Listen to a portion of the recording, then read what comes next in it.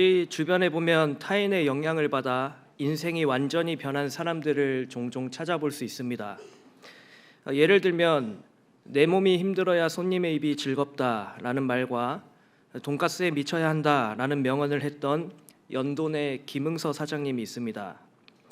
이 사장님은 골목식당이라는 프로그램을 통해 백종원 대표를 만나게 되었고, 백 대표의 사업 제안에 심사숙고 후 포방터를 떠나 제주도에서 새로운 인생을 시작하고 있는 분입니다. 이전까지만 해도 그의 삶은 평범한 인생 그 자체였지만 백 대표라는 한 사람을 만나 인생이 완전히 변하게 된 것입니다. 오늘 본문에서도 한 사람을 만나 인생이 완전히 변한 인물이 등장합니다. 이 사람은 평생을 어업에 종사하였던 어부였습니다. 그는 성격이 급하며 다혈질에 실수도 많은 사람, 감정에 매우 솔직한 사람이었습니다. 한때 자신 있게 무슨 일이 있어도 예수님을 따르겠다고 호언장담했지만 끝내 예수님을 배반하기도 했던 사람입니다. 누구입니까? 바로 오늘 본문의 주인공이며 예수님의 제자인 시몬 베드로입니다. 평범 그 자체의 인생을 살고 있던 어부 베드로가 예수라는 한 사람을 만나게 되었고, 평생의 삶이었던 물고기를 낚는 어부에서 사람을 낚는 어부로 변화하게 된 것입니다. 어떻게 한 사람의 인생이 이전과 완전히 변할 수 있게 된 것입니까? 도대체 예수님이 어떤 분이시기에 베드로가 이전까지와는 다른 새로운 삶을 살 수 있게 된 것입니까? 이 시간 저는 예수님을 만나 새로운 인생을 살게 된 베드로의 모습을 살펴보며 오늘날 진정으로 예수님을 만나게 될 때 그 삶이 어떻게 변화하는지를 함께 나누어 보고자 합니다. 첫째로, 예수님을 진정으로 만난 성도는 세상적인 상식과 경험을 내려놓고 오직 말씀에 순종하며 살아가게 됩니다. 다 함께 본문 1절에서 7절까지의 말씀을 합독하시겠습니다. 무리가 몰려와서 하나님의 말씀을 들을새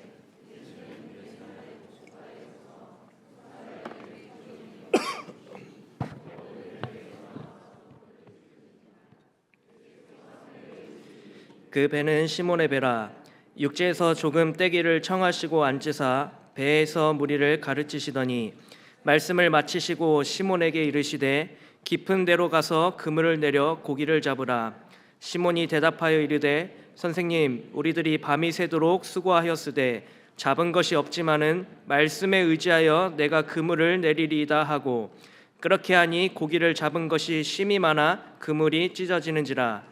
이에 다른 배에 있는 동무들에게 손짓하여 와서 도와달라 하니 그들이 와서 두 배의 채움에 잠기게 되었더라. 아멘. 예수님께서는 앞서 4장 31절에서 말씀하시는 것처럼 갈릴리의 가버나움 동네에서 여러 사역들을 이어가셨습니다. 이곳에서 예수님은 더러운 귀신들을 쫓아내셨고 온갖 병자들을 치유하셨는데 그 중에는 열병을 앓고 있는 시몬의 장모도 포함되어 있었습니다. 또한 예수님은 갈릴리 여러 회당에서 전도하시며 많은 사람들을 만나셨습니다. 오늘 본문 1절에서도 많은 군중들이 치유와 이적을 행하신 예수님을 만나고자, 그리고 하나님의 말씀을 듣고자 찾아온 것을 볼 수 있습니다. 이렇게 많은 사람들에게 둘러싸이게 되자 말씀을 효과적으로 전하기 어려운 상황이 되었고, 결국 예수님은 호숫가에 있는 두 척의 배 중 한 배에 오르셨습니다. 계속하여 2절에 보시면 어부들이 그물을 싣고 있는 장면이 나옵니다. 이 모습을 통해 알 수 있는 것은 이 배의 주인인 시몬을 비롯한 어부들이 고기잡이를 마치고 이제 막 돌아왔다는 점, 그리고 단순히 그물만을 세척하고 있는 것으로 보아 한 마리의 고기도 잡지 못한 채 빈손으로 돌아왔음을 짐작해 볼 수 있습니다. 고기잡이를 마친 후 아무런 소득 없이 돌아온 그들의 상황은 이어지는 5절에서 더욱 확실히 드러납니다. 바로 시몬이 예수님께 밤이 새도록 수고하였지만 한 마리도 잡지 못했습니다 라고 말하는 것을 보면 험난한 밤바다에서의 고생에도 불구하고 아무런 결과가 없다는 것에 좌절감이 잘 드러나고 있습니다. 바로 그런 상황에서 예수님께서는 시몬의 배에 오르신 것입니다. 이곳에 올라오신 예수님은 배를 육지에서 조금 멀리 뗄 것을 요청하시고 그 배 위의 강단에서 무리들에게 가르치기 시작하셨습니다. 사실 다른 복음서인 마태복음과 마가복음에서는 예수님께서 배에 오르신 후 무엇을 하셨는지 구체적으로 기록하고 있지 않지만 누가복음에서는 그 과정을 자세하게 기록하고 있습니다. 그 이유는 시몬이 예수님을 만나고 그의 삶이 변화되는 과정을, 특히 사람을 낚는 어부로서의 새로운 삶의 변화를 구체적으로 보여주기 위한 의도일 것입니다. 아무튼 예수님께서는 무리를 가르치신 후 시몬에게 깊은 데로 가서 그물을 내려 고기를 잡으라 라고 말씀하셨습니다. 시몬은 선생님, 우리들이 밤이 새도록 수고하였으되 잡은 것이 없지만 말씀에 의지하여 내가 그물을 내리겠습니다 라고 대답하였습니다. 그런데 여기서 몇 가지 생각해 볼 것이 있습니다.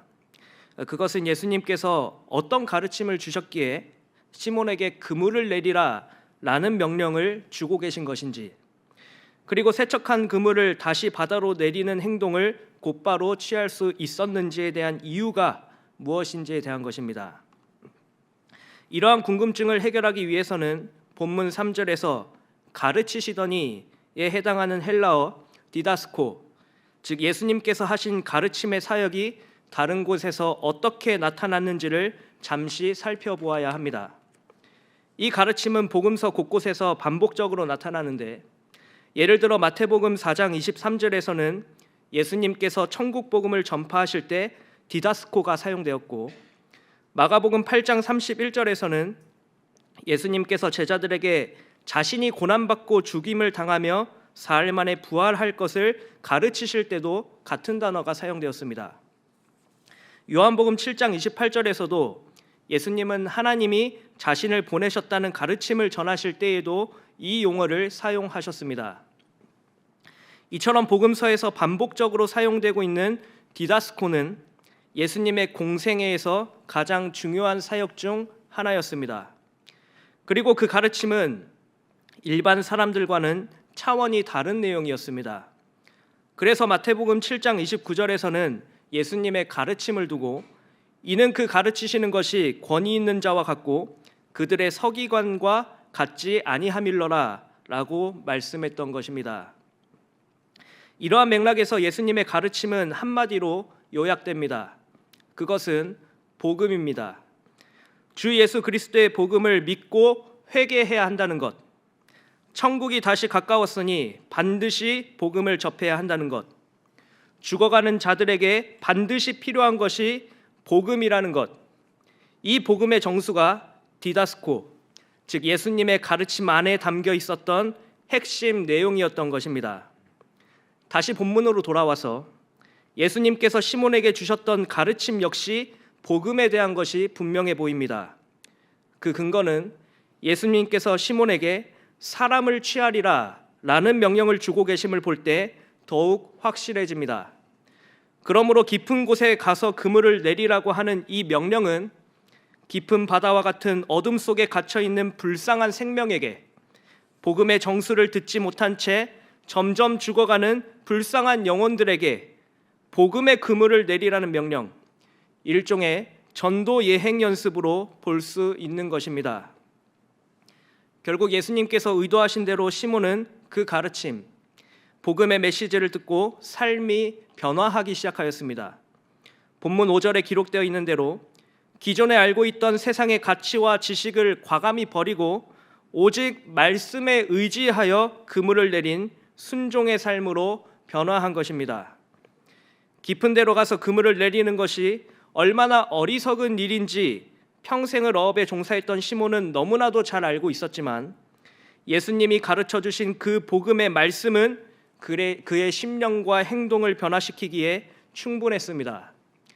그 말씀에 순종한 결과는 본문 6절과 7절에 보시는 대로 대성공이었습니다. 고기를 잡은 것이 너무 많아 그물이 찢어지게 되었고 다른 배에 있는 동무들이 도와주지 않으면 도무지 감당할 수 없을 만큼의 큰 수확을 거두게 되었습니다. 본문 5절까지만 해도 시몬은 아무런 소득이 없는 빈털터리 신세였지만 예수님의 가르침을 듣고 그 말씀을 의지했던 결과는 풍성한 은혜로 나타나게 된 것입니다. 정말 중요한 것은 그 복음의 정수에 대한 가르침을 받고 사람을 살리기 위한 전도 예행 연습을 정말 성공적으로 해냈다는 것에 있습니다. 이처럼 예수님을 진정으로 만나고 그분의 가르침을 받고 복음으로 마음이 채워진 사람은 삶의 변화가 구체적으로 나타나기 시작합니다. 그 변화의 첫걸음은 바로 말씀 순종입니다. 그러므로 우리가 정말 예수님을 삶에서 진정으로 체험했다고 한다면, 그분을 만났다고 자부하고 있다면 반드시 그 삶에는 말씀 순종이라는 확실한 변화가 나타나야 한다는 것을 우리는 반드시 기억해야 합니다. 성도 여러분, 여기서 우리가 한 가지 깊이 생각해 볼 것은 과연 나의 삶의 모습에는 시몬과 같은 변화가 구체적으로 있었는지에 대한 것입니다. 신앙생활을 시작한 지 1년이 지나고 길게는 5년, 10년이 지났는데도 심지어 모태 신앙임에도 불구하고 여전히 제자리 걸음을 걷고 있는 신앙을 가지고 있는 것은 아닌지를 점검해 보아야 할 것입니다. 하나님이 세상 만물을 창조한 것을 잘 알고 있습니다. 예수님이 나를 위해 죽으시고 부활하신 것 역시 잘 알고 있어요 라고 자신 있게 말하면서 한 주를 살아가는 동안 성경책을 단 한 번도 묵상하지 않는다면 그것은 그저 예수님을 잘 아는 지식을 가지고 있는 것뿐입니다. 또한 저는 늘 하나님을 의지합니다 라고 말하지만 정작 큰 일을 앞에 두고 기도 한 번 하지 않고 자신의 판단대로 결정한다면 그것 역시 예수님을 진정으로 만나지 못한 모습입니다. 매주 선포되는 하나님의 말씀을 듣고도 삶의 변화가 나타나지 않고 몇 시간만 지나면 그 설교의 내용조차 기억하지 못하고 있다면 정말 내가 사랑하는 주님을 진정으로 만나고 있는지를 깊이 생각해 보아야 할 것입니다. 진짜 예수님을 만난 성도의 삶은 오로지 하나님의 말씀에 집중하고 그 말씀을 따라 살기로 작정하며 살아갑니다. 모든 일에 있어서 오직 말씀이 기준이 되고 다른 세상적인 지식과 가치는 수단이 될 수밖에 없는 것입니다. 물론 당시 시몬은 예수님을 직접 대면하여 그분의 가르침을 들을 수 있었고 그 말씀을 의지하는 삶으로 변화할 수 있었습니다. 그렇다면 오늘날 예수님을 직접 대면할 수 없는 현실에서 우리들은 과연 어떻게 주님을 만나 배울 수 있겠습니까? 사실 우리가 익히 잘 알고 있고 매우 간단한 방법이 있습니다. 바로 오늘날 우리에게 주어진 신구약 66권의 말씀을 읽고 묵상하는 것입니다.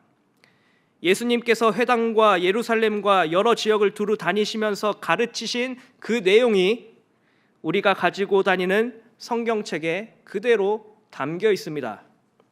그래서 우리는 언제 어디서든지 얼마든지 마음만 먹으면 그 가르침을 묵상할 수 있는 것입니다. 이와 관련하여 올해 우리는 습관으로 세우는 신앙의 70일 성경 읽기를 매일 진행하고 있습니다. 그 말씀을 묵상하는 것이 바로 우리 주님을 만나는 유일한 길이며 우리의 삶이 변화할 수 있는 아주 중요한 만남이라는 것을 우리는 반드시 기억해야 합니다. 성도 여러분, 25년이 시작한 지 이제 한 달여 지나고 있습니다. 올 한해 기필코 우리 주님을 만나고자 하는 열심이 있으십니까? 정말 그렇다고 한다면, 정말 나의 삶이 주님 한 분만으로 만족하기를 소원하고 있다면 올해 이 성경 읽기 프로젝트를 통해 그리고 개인적으로 성경을 묵상하는 것을 통해 사랑하는 우리 주님을 만나고 무엇보다 삶의 변화가 나타나기를 바랍니다. 시몬의 삶이 말씀 중심으로 변화한 것처럼 우리들의 모습 역시 오직 말씀이 판단의 기준이 되기를 바랍니다. 그렇게 우리의 삶이 조금씩 말씀으로 채워져 변화되어 간다면 우리는 진정 주님 한 분만으로 만족하며 그 마음에 평강과 기쁨이 가득하게 될 것입니다. 그러므로 말씀으로 찾아오신 우리 주님을 올 한 해 깊이 묵상하는 가운데 신앙의 진보를 반드시 이뤄내시기를 간절히 바랍니다. 둘째로, 예수님을 진정으로 만난 성도는 죄인된 정체성을 인식하고 전도의 사명을 가지고 살아가게 됩니다. 다 함께 본문 8절에서 11절까지의 말씀을 합독하시겠습니다. 시몬 베드로가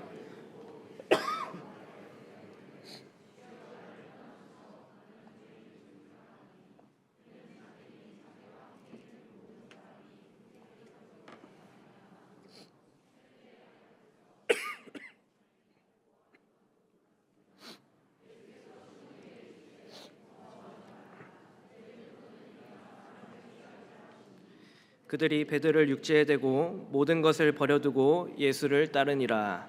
아멘. 예수님의 말씀에 전적으로 순종한 시몬은 그물이 찢어질 만큼의 큰 수확을 얻게 되었습니다. 이러한 모습을 본 시몬 베드로는 예수의 무릎 아래 엎드렸고 주여 나를 떠나소서 나는 죄인이로소이다 라고 말했습니다.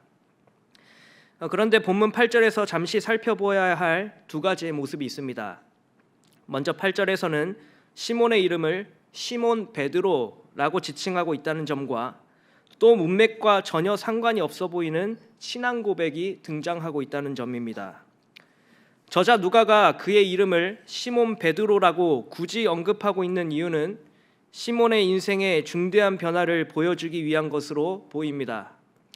즉 일반적인 어부에 불과했던 시몬이 그저 매일 반복되는 고기잡이의 일상을 보내고 있었던 시몬이 예수님께서 행하신 전도 예행 연습을 통해 앞으로 사람을 낚는 어부인 베드로, 즉 반석이라는 의미를 가지고 있는 새로운 삶의 중요한 전환기를 맞이하게 됨을 강조하는 저자 누가의 의도가 담겨 있다는 것입니다.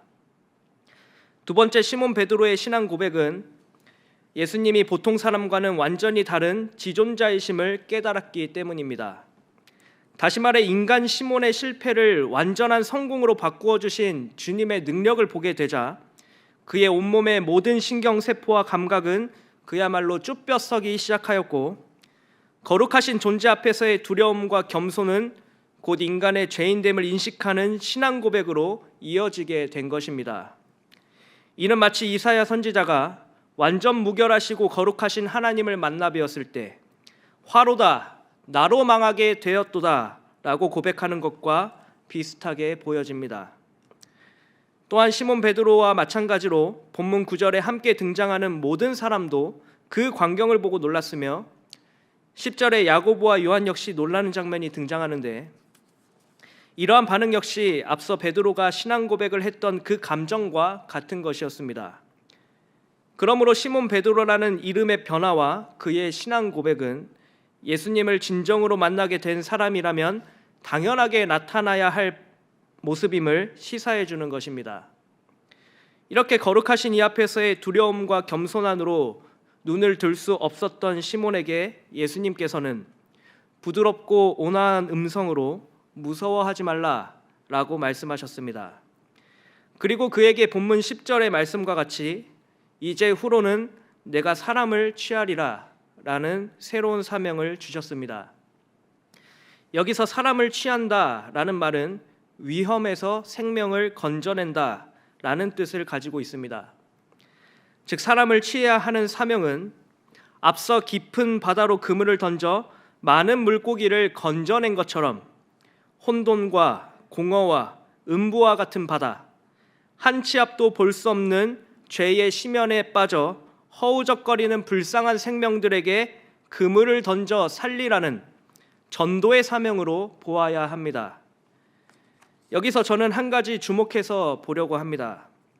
그것은 배 위에 오르신 분도 무서워하지 말라라는 위로를 주신 이도 죄로 인해 벌벌 떠는 자에게 사명을 주고 계신 분도 시몬과 그와 함께한 모든 자들이 생업을 버려두고 따랐던 분도 바로 예수님임을 강조하고 있다는 점입니다. 저자 누가는 본문 3절에서 배 위에 오르신 주체를 예수라고 정확하게 지칭하고 있으며 8절에서도 시몬은 예수 앞에 무릎을 꿇었고 10절에서는 사명을 주고 계신 이를 예수라고 밝히고 있으며 11절에서도 예수를 따르니라 라고 말씀하고 있습니다. 이처럼 모든 사건의 주체이신 예수님의 이름을 반복적으로 기록하고 있는 이유는 우리가 감당하고 있는 모든 사명들은 결국 우리 주님께서 친히 주관하고 계신다는 것을 보여주기 위함입니다. 이는 시몬이 배 위에서 철저하게 인간적인 실패를 경험했으나 주님께서 말씀하셨을 때 큰 성공을 거두게 되었음을 볼 때 더욱 확실해지지 않습니까? 그러므로 시몬이 자신에게 주어진 사명, 즉 생명을 취하는 일은 결국 주님께서 친히 도우시고 주관하시는 일이라는 것이 전제되어야 하는 것입니다. 우리는 이 사실을 절대로 놓치지 말고 죄인된 우리를 불러주시고 사명을 주신 이의 뜻을 온전히 수행하며 나아가야 합니다. 성도 여러분, 삶에서 진정으로 예수님을 만났다고 한다면 일단 나 자신이 얼마나 무가치하며 죄된 존재였는지를 인식해야 합니다. 세상에서 아무리 잘 나가고 많은 재물을 가지고 있으며 큰 인기와 명성을 누리고 있다고 해도 우리는 하나님 앞에 그저 똑같은 죄인일 뿐입니다. 이를 깨닫는 것이 예수님을 만난 사람의 가장 기본적인 반응입니다. 1907년 평양 대부흥운동에서 길선주 장로님과 블레어 선교사님의 설교가 이어지는 중에 많은 사람들이 하나님 앞에 죄인임을 인정하며 뜨거운 눈물을 흘렸던 사건이 있었습니다. 바로 이와 같은 모습이 예수님을 진정으로 만난 사람들의 모습입니다. 아마도 여기 계신 성도님들께서도 이와 비슷한 경험이 있으실 것입니다. 신앙생활을 시작한 이래로 찬양을 부르며 기도를 하다가 하나님의 말씀을 묵상하고 설교 말씀을 듣는 순간에 성령 하나님의 조명과 감동케 하심을 통해 죄인인 나를 불러주신 그 은혜에 감격하셨을 것이고 그 감격과 기쁨과 감사함으로 지금까지 신앙생활을 이어오셨을 것입니다. 그런데 중요한 것은 자신의 죄인됨을 인식하는 단계에서만 멈춰서는 안 된다는 것입니다.